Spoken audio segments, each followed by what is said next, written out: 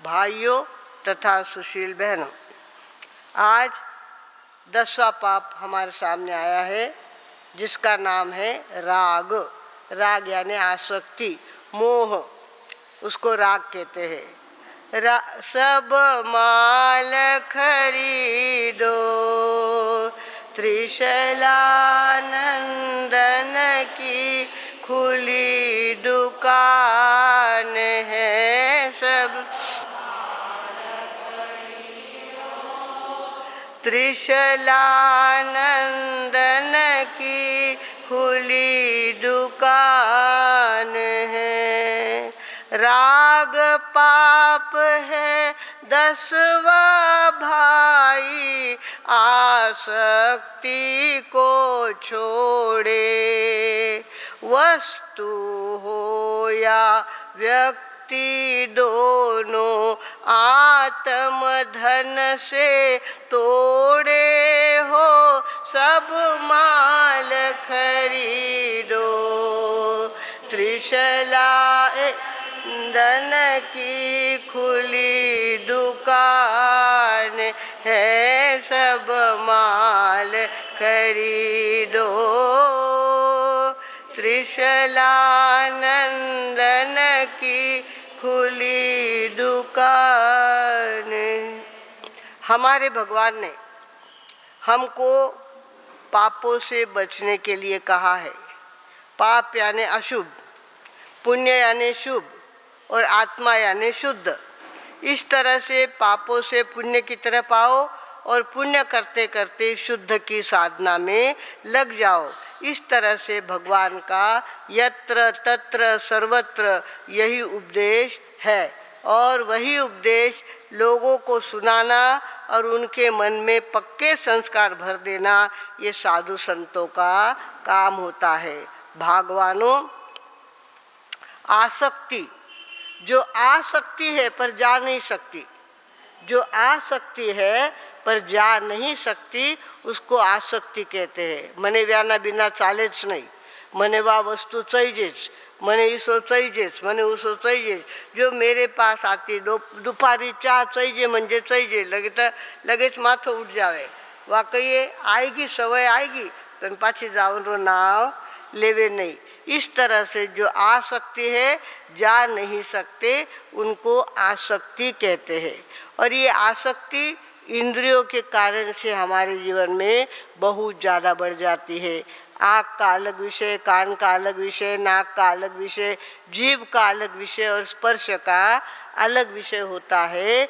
हमारे कबीर साहब ने कहा है, अली भुजंग मृग मीनगर, एक एक रस आज। कबीरा उनकी क्या गति, जिनको व्यापत पाँच इंद्रियों के 5 विषय है। पहले है अली। अली यानी पतंग, जो दीवा के लाइट के सामने आते हैं, वो जीव, वो वहाँ घूमते घूमते मर जाते हैं, पर प्रकाश को छोड़ सकते नहीं है। उनको अली कहते हैं। उनका नाम क्या है? अली।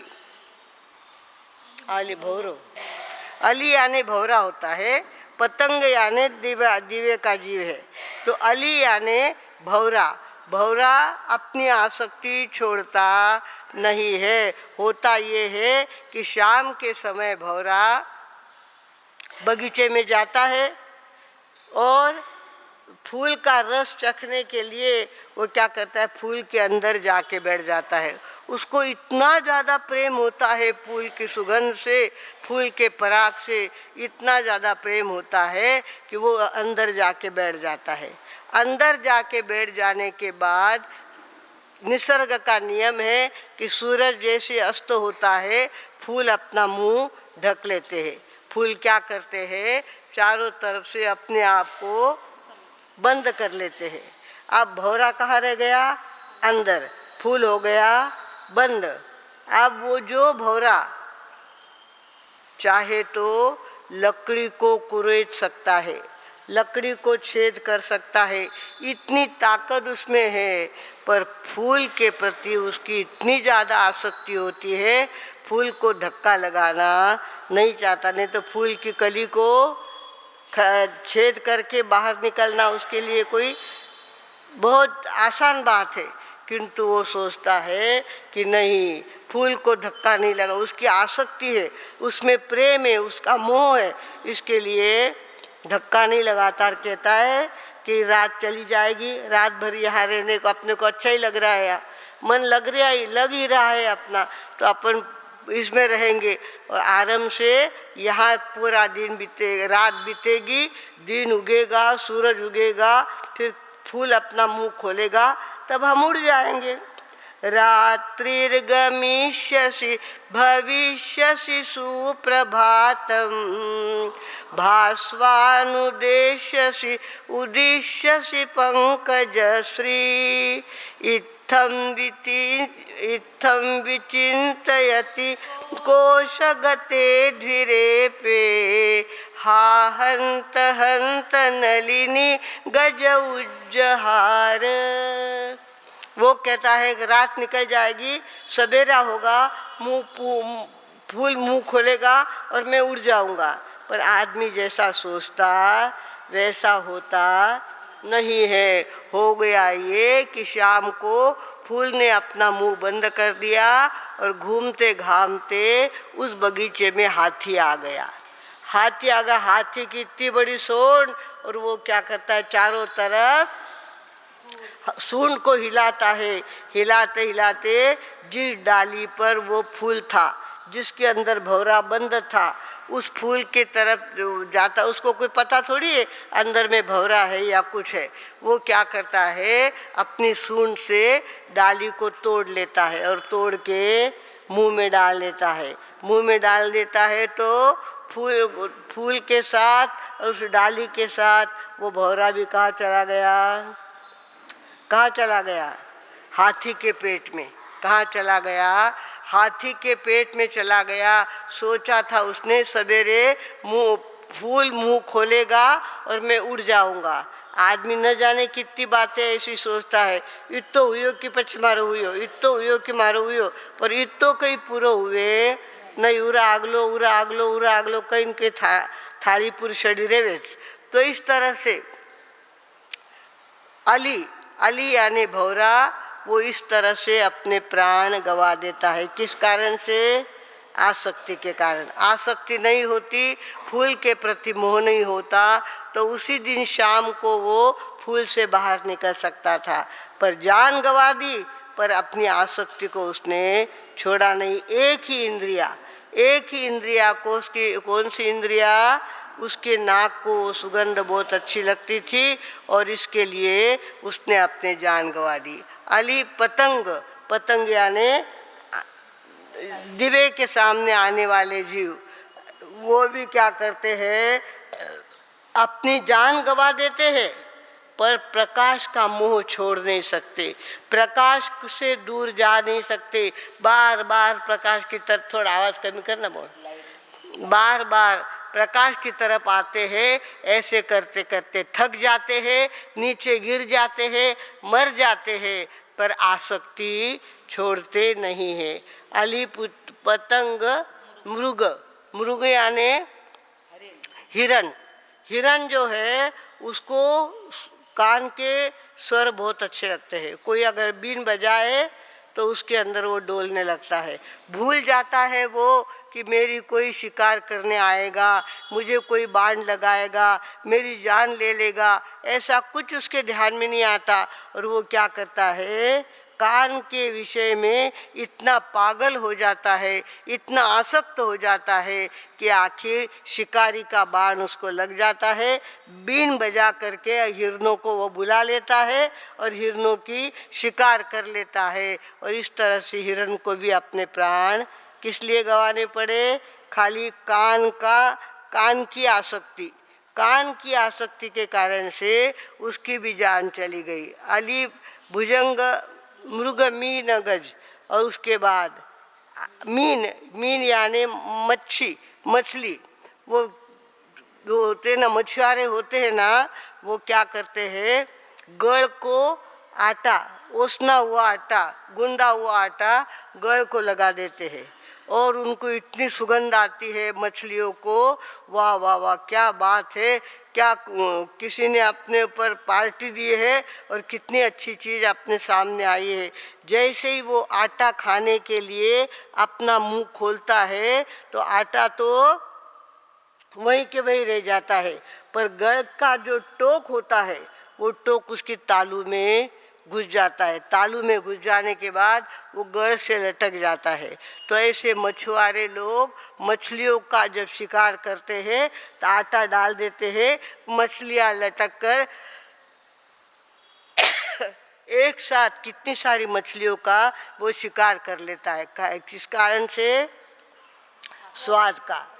स्वाद का रस उसको था, आटे का मोह उसको था, उसके लिए उसने क्या कर लिया, और उसके आगे अली पतंग मृग मीन गज, गज यानी हाथी, हाथी को स्पर्श इंद्रिय का बहुत ज़्यादा लालसा होती है और हाथी का शिकार करने वाले, जिनको हाथी का धंधा करना होता है, हाथी के दांत निकालने होते हैं, हाथी सर्कस के लिए काम में लेना होता है, तो वो क्या करते हैं, जंगल में जाते हैं, बहुत बड़ा गड्ढा तैयार करते हैं, बहुत बड़ा गड्ढा तैयार करते हैं, उसके ऊपर हल्की हल्की घास बिछा देता है और उस घास के ऊपर हाथीनी बैठा, हाथीनी को खड़ा कर दे, मरी हुई हाथीनी जिसके अंदर भूसा भरा हुआ है, ऐसी हाथीनी को क्या करता है, वो देखता है दूर से, ओहो इतना जंगल है, कोई यहाँ है नहीं, अकेली हाथीनी दिख रहे हैं, तो वो वहीं से जोर से क्या करता है, दौड़ना चालू करता है, दौड़ना चालू करता है। किसको झपट्टा मारता है, वो उसको लगता है सच्ची हाथीनी है, सच्ची हाथनी है, इसके लिए उस पर क्या करता है, वो झपट्टा मारता है और झपट्टा मारते उसके पैर इतने बड़े बड़े होते हाथी के और ऊपर खाली हल्का हल्का घास बिछा हुआ होता है, वो घास तो नीचे चला जाता है और घास के साथ हाथी भी क्या होता है, नीचे उतर जाता है। गड्ढे में उतरने के बाद हाथी जैसे प्राणी को गड्ढे से ऊपर आना इतना कोई आसान काम होता नहीं। ये धंधा करने वाले लोग हाथी को उसी गड्ढे में रखते हैं, उसको 6-6 दिन 8-8 दिन भूखा रखते हैं। बेचारे को चढ़ना तो आता ही नहीं और वो भूखा रहता है, एकदम मरी हत्या जैसा हो जाता है। और जब उसमें देखा कि अब उसमें कोई त्राण नहीं रहा है, कहीं ज़्यादा खींचा तो मर जाएगा, तब वे क्या करते हैं, डोरी से बांधकर उसको ऊपर खींच के लाते हैं और फिर अपने बंधन में रखते हैं। उसके द्वारा जो चाहिए वो काम करवाते हैं, खेल करवाते हैं, हाथी के दांत भी तोड़ करके उसका भी धंधा करते हैं। खाली एक एक इंद्रिय के पीछे एक एक जीव ने पूरा जीवन खत्म कर दिया। हमारी कितनी इंद्रियां है? 5 इंद्रियां, और 5 इंद्रियों के लाड़ हम करते हैं। भावे जी को खाओ, चाहिए जी को देखनो, चाहिए जी को सुननो, इस तरह से हम क्या करते हैं, 5 अली पतंग मृग मीन गज एक एक रस आज, कबीरा उनकी क्या गति जाको व्यापत पाठ। एक इंद्रिय के पीछे पागल हो जाने से पूरा जीवन गंवाना पड़ा। ऐसे हर एक प्राणी का अपना एक विषय है और हमको तो 5 इंद्रियों के मुंह में हम गिरे हुए हैं। बेचारी मछली तो क्या करती है, उस गल को लगे हुए आटे को खाने के लिए जाती है और उसकी तालू उसमें अटक जाती है। किंतु आदमी तो जद थाल परोस्यो आवे, आज भली लपका खावे हो, जद थाल परोस्यो आवे, आज भली लपका खावे, आ गरम भावे, आ गरम नरम चटकावे, किन लाज शर्म नहीं आवे, जिनवर री शान गुआए, पक्षी याद दिलावे तो जीव मांदो पड़ जावे रे ओ जीव मांदो पड़ जावे रे ओ जीव भोलो बन जावे रे ओ जीव गेलो बन जा। खाली मार साहब ने कह दिया कि मारसा कल पक्षी है, सबको ध्यान रखना है। मारसा आजकल तबियत सुखी नहीं रहे मैंने ना, शुगर है तो मैंने कहीं खाया बिना चालीस नहीं। इस तरह से कुछ भी बहाने बनाएंगे पर अपने आप को धर्म से बचाने का काम करेंगे। थाली अगर परोस के आई है और पता है कि शुगर है, मीठा नहीं खाना है तो सगाओ पहला मीठो ज कहो मुंडा में जाएला, नहीं खाओ कहे ना पचे उच खाओ पहला कहो तो उच खाओ। इस तरह से आदमी एक एक इंद्रिय के पीछे पागल बनता है।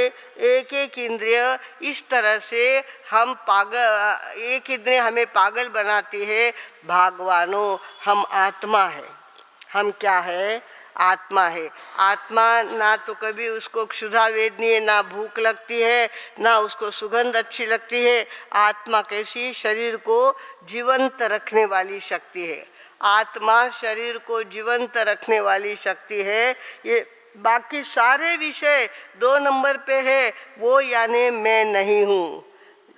राग नहीं हूँ, द्वेष नहीं हूँ, देह नहीं हूँ, मैं आत्मा हूँ। राग नहीं हूँ, द्वेष नहीं हूँ, देह नहीं हूँ, मैं आत्मा हूँ, मैं आत्मा हूँ, मैं आत्मा हूँ। ये इतनी बड़ी दुकान किसके लिए लगाई है? खाली आत्मा की पहचान हमें हो जाए। मैं शरीर नहीं हूँ और हमको तो शरीर के ऊपर इतना ज़्यादा मोह है, एक मच्छर यहाँ बैठ जाए तो सहन नहीं होता। एक मच्छर भी हमको बैठा हुआ नहीं चलता। इतना सा भी मन के विरुद्ध काम नहीं चलता।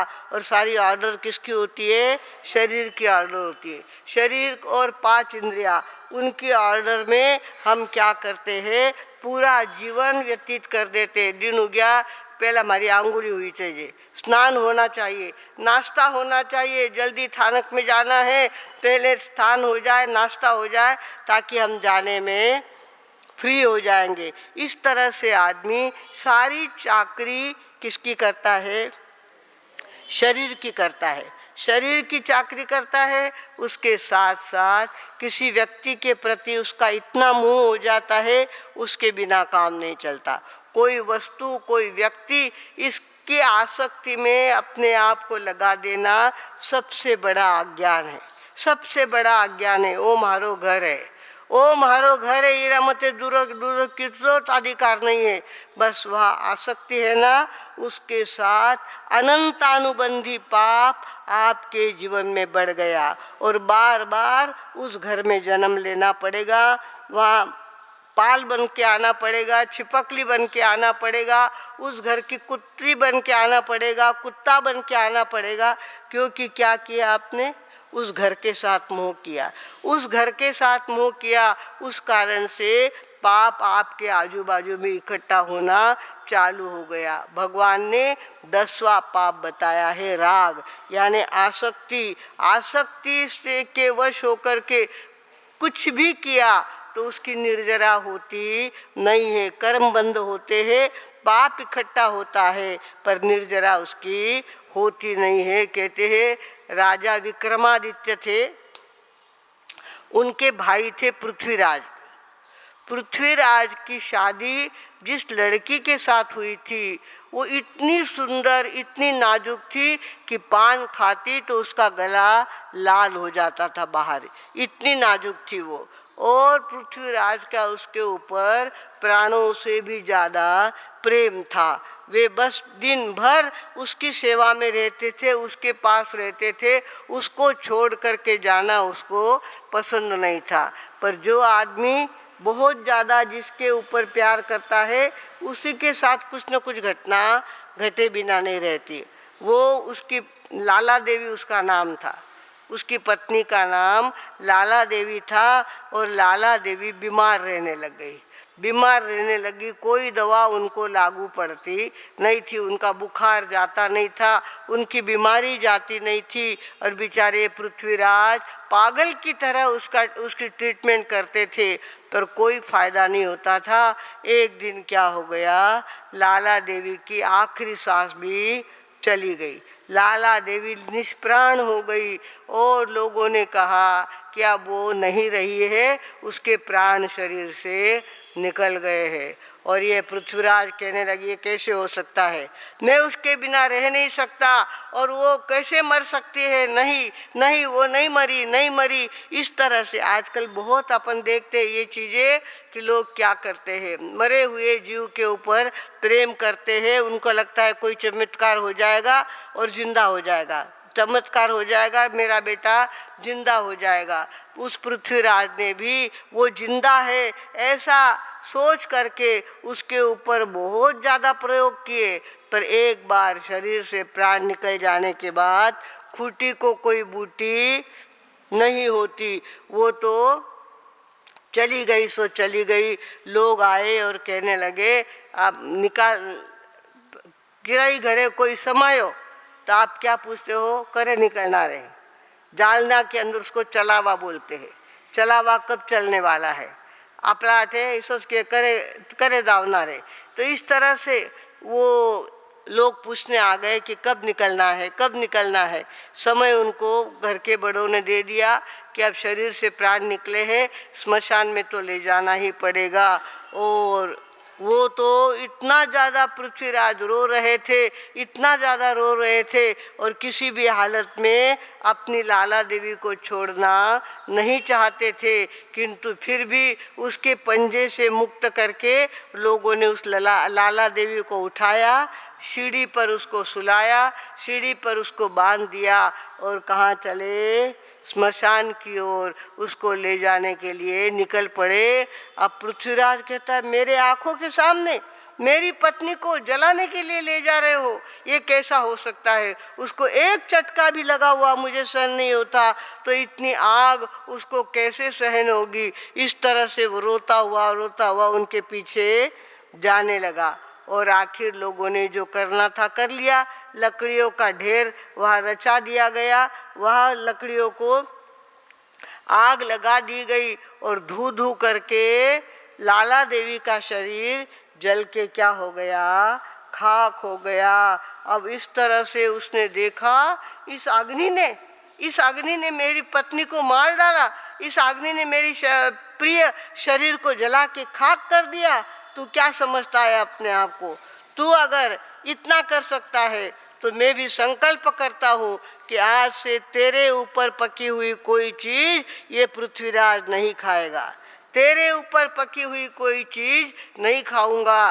तो रांझो नहीं खावसु रे बास दे निसंड, तो रांझो नहीं खावसु रे बास दे निसंड, मोह देखत ही बालिया मरा लाला देवी रा हड्ड, मोह देखत ही बारिया मारा लाला देरा हड्ड, मारा आख्यारा समोर मारी पत्नी ने बाळने राग करे तू, थारा अग्निरी इतनी मते, थारा मते जिकीशी वस्तु शीजिला वा में खावनार नहीं। उन्होंने भी संकल्प कर लिया, जिंदगी भर संकल्प निभाया।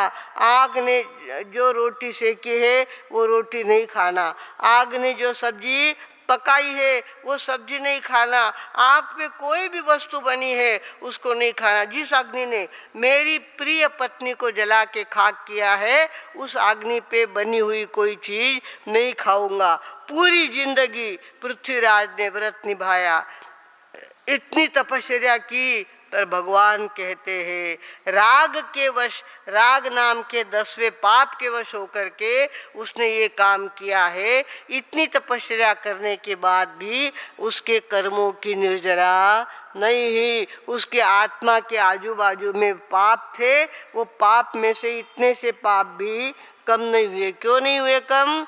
आसक्ति से ये काम किया था, आसक्ति के वशीभूत होकर के ये काम किया था। इसके लिए इतनी तपस्या करने के बाद भी उनको पुण्य नहीं लगा, निर्जरा नहीं हुई, अशुभ से शुभ में नहीं आए और शुभ से शुद्ध की तरफ जाने का तो सवाल ही पैदा नहीं होता भगवानों। इस तरह से भगवान ने कहा है आसक्ति वस्तु की हो या व्यक्ति की हो, आसक्ति वस्तु की हो या व्यक्ति की हो, वो आसक्ति कर्म बंध का कारण बनती है, आदमी को पापों में लपटने का काम करती है, आदमी को 84 लाख योनि में फिरने के लिए रास्ता खुला कर देती है। पर ये पाप हमारे काम आता नहीं। 10वां पाप कौन सा है?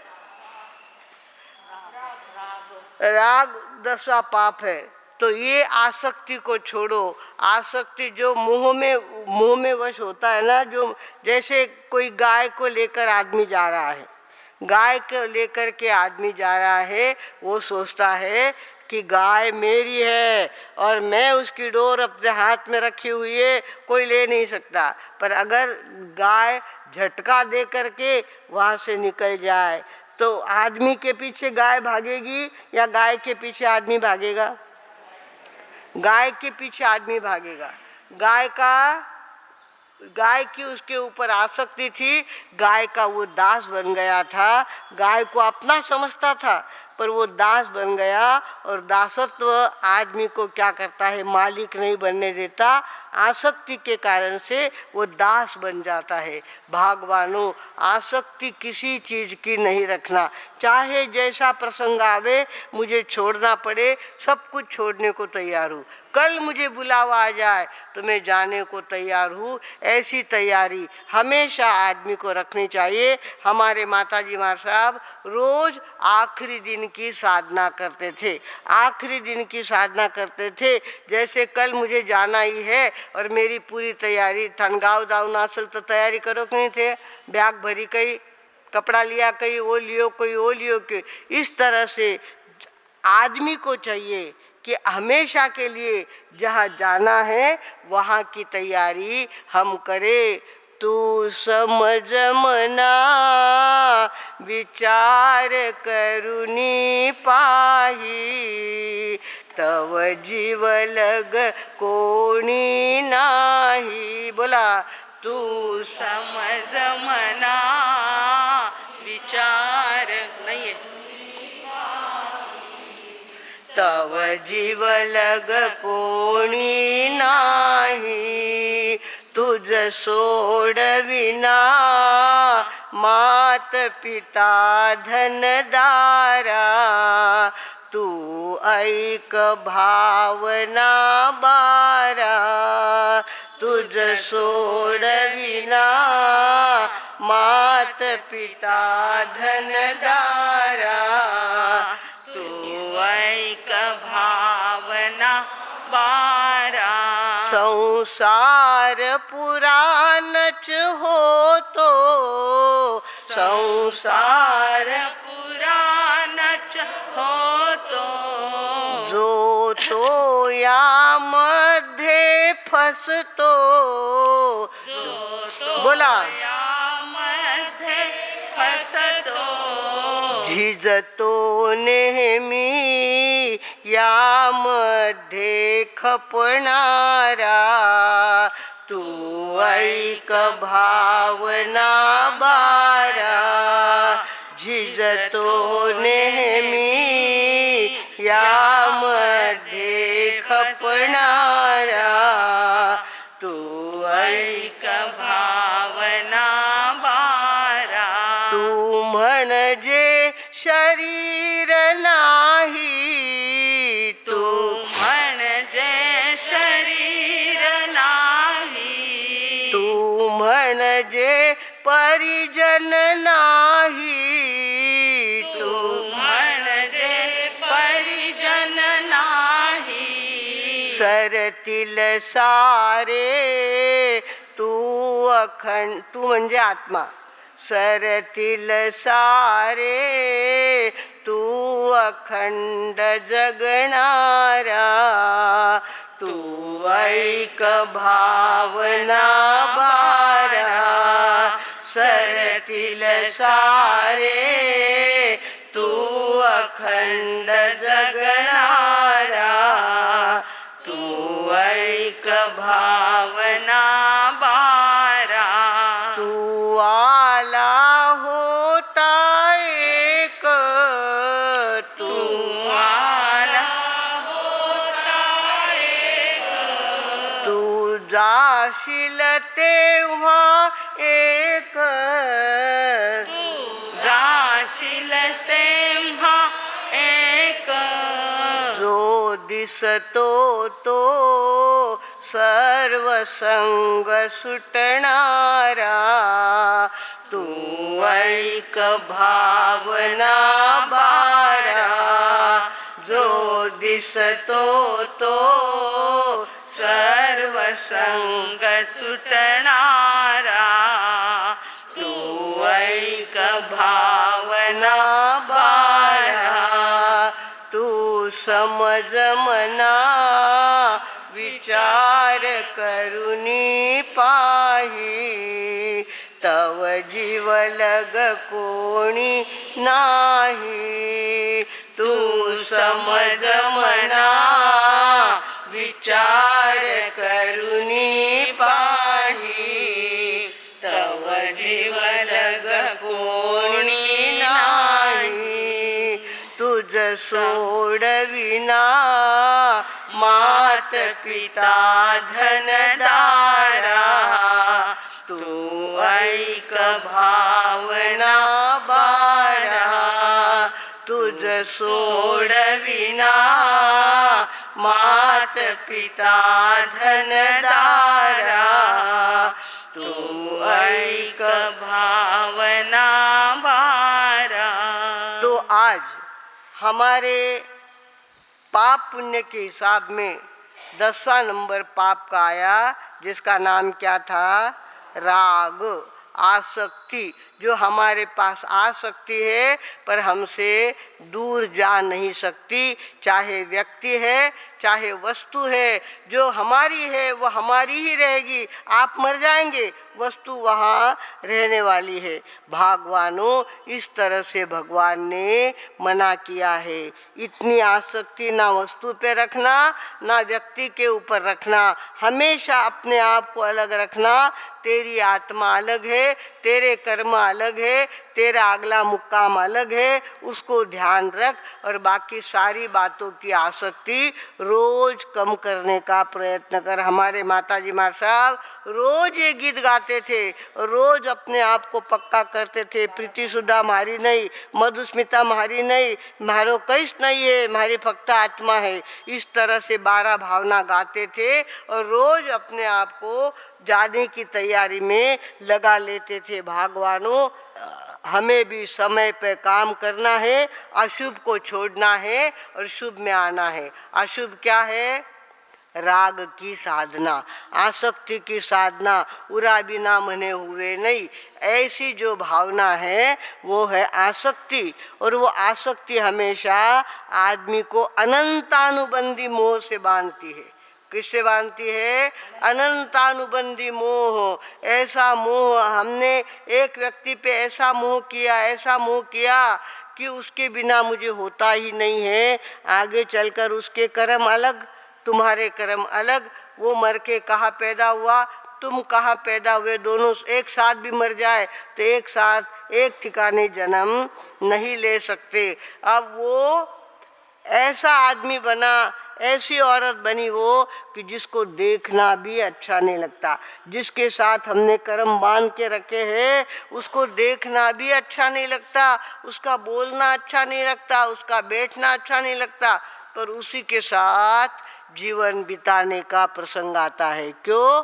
कि तुमने उसके साथ कर्म बांध के रखे हैं। उसकी आसक्ति कहीं न कहीं किसी जिंदगी में तुमने की है, वो आसक्ति के कारण तुम्हारे जीवन में वापस आ गई किसी न किसी रूप में, और अब तुमको उससे छुटकारा मिलता नहीं। थाने वाटे घणो मार साहब अबे छुटकारो मिले तो घनी तो की बात, कंटाळो आए गए, नको नको ऐसो हुए, पर थोड़ी जी नहीं छोड़ सकते क्या?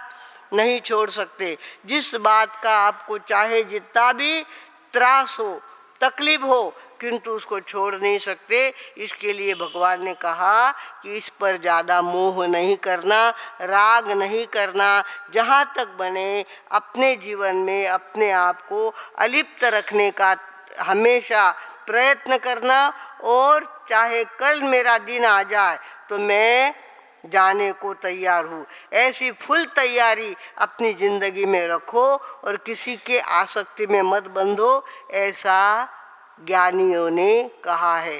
गीता के अंदर स्थित प्रज्ञ शब्द आता है। स्थित प्रज्ञ, जिसकी प्रज्ञा स्थिर हो गई है।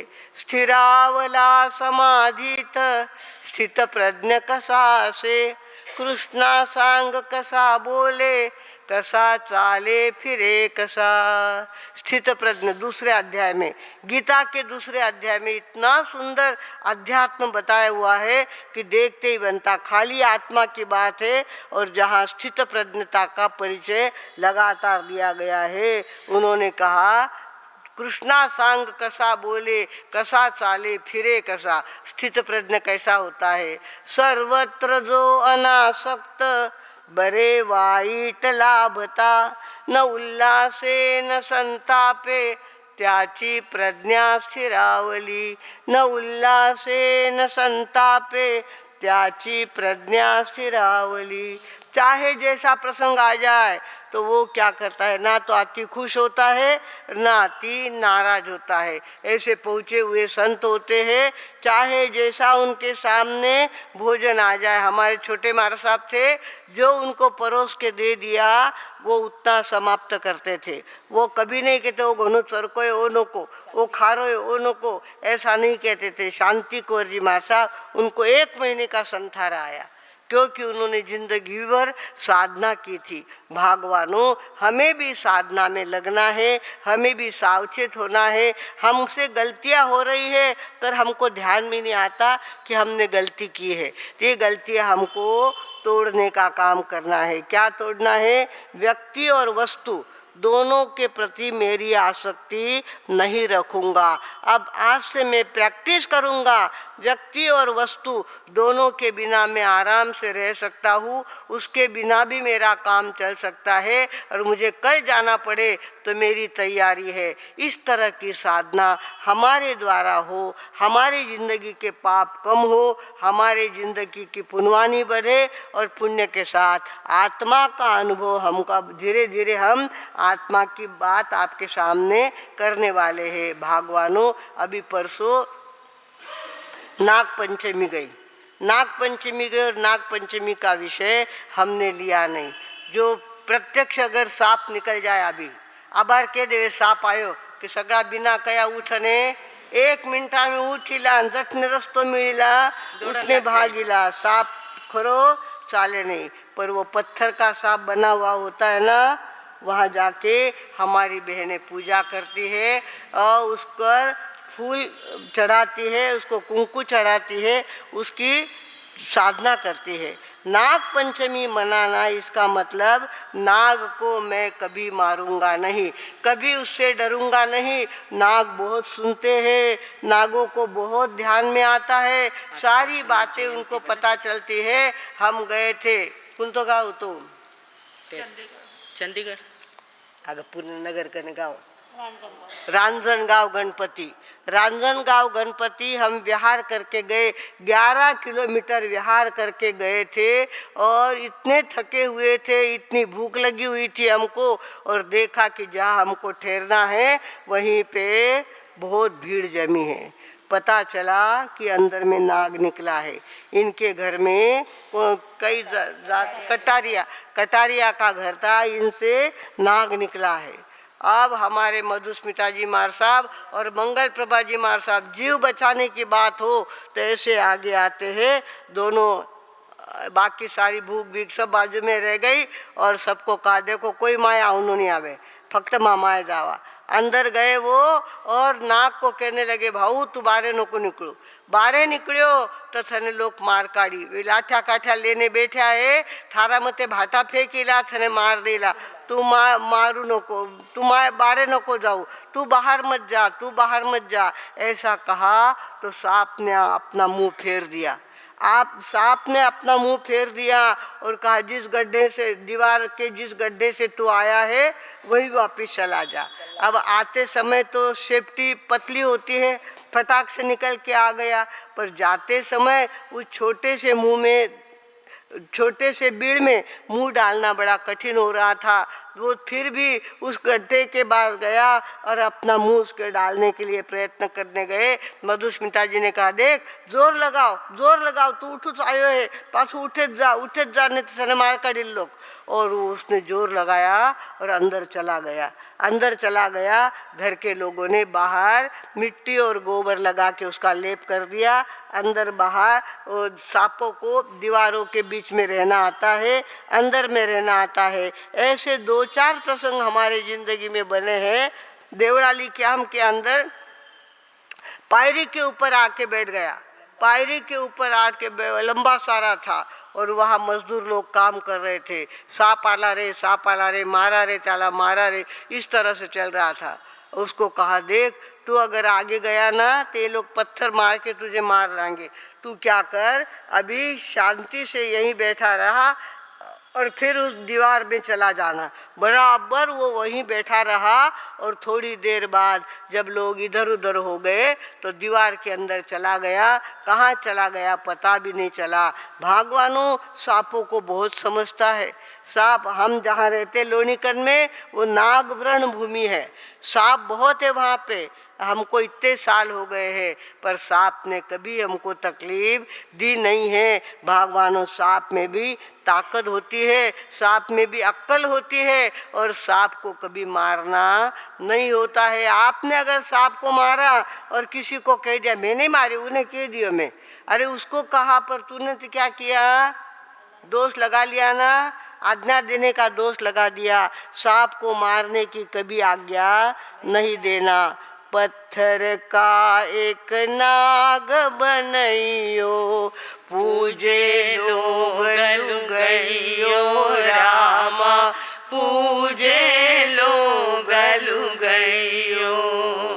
असली सा नाग जब बाहर निकलियो, दे लाठी धमकइयो रे, अंधेरी दुनिया भजन बिना, अंधेरी दुनिया धर्म बिना, कैसे तरियो रे अंधेरी दुनिया। पत्थर के नाग की तो पूजा करना और सच्चा नाग निकल जाए तो उससे दूर भागना, उसको मारने की कोशिश करना, ये बहुत बड़ा अज्ञान है। हम इसका ध्यान रखेंगे।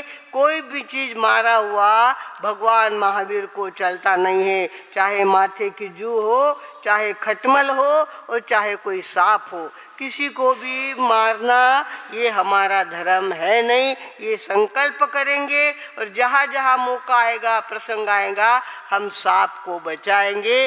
जिन्होंने वो कटारिया परिवार ने सांप बचाया, पहली बात तो उनके घर में इतने पढ़े लिखे लोग तैयार हो गए, प्रोफेसर हो गए और आज इतने पैसे वाले हो गए हैं, इतना बड़ा उनका मकान बन गया है। नहीं तो एक छोटा सा घर था, साधु संत जाने के बाद फटाफट बेसन कर देना, मोटी मोटी रोटियां कर देना और मार साहब को बहरा देना, ऐसा था।